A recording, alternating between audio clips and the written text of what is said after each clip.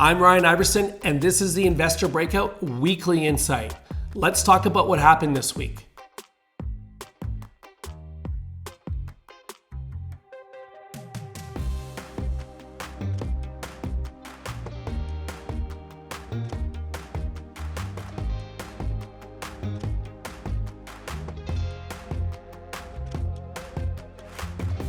Agnico Eagle is making a major move, and it is about scale. The Canadian gold giant is spending roughly $3.8 billion to consolidate its position in Finland. 3 acquisitions, 1 strategy. Agnico is buying Rupert Resources, Orion Resources, and a 70% stake in Fingold, building what it calls one of the most prospective land packages in the entire Nordic region. And it is not just starting from scratch. Agnico already operates the Katia mine, one of Europe's largest gold operations, producing over 200,000 ounces annually.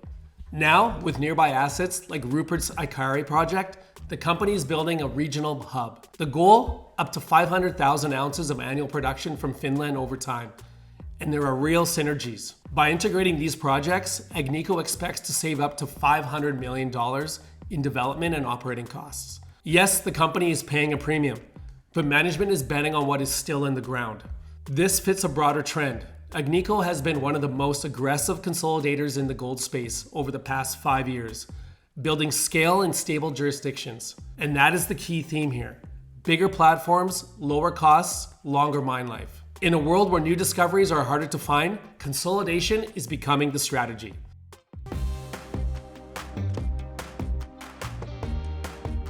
After being named a top pick at the Alpha North Capital Event earlier this year, Brazil Potash is back again. The company has now been selected as a top 5 pick at the Scottsdale Capital Event, a rare repeat that signals continued investor attention. Brazil Potash, trading on the NYSE under GRO, GRO, is advancing the Autazes Project, a large-scale, fully permitted potash mine in Brazil. The project is designed to produce roughly 2.4 million tons annually, positioning it as one of the largest potash developments in Latin America. It is also highly strategic.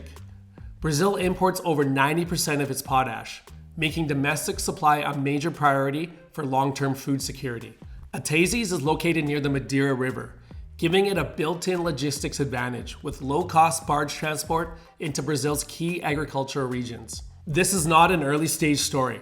The project is fully permitted, with over $270 million already invested, and about 90% of the future production already spoken for under long-term agreements.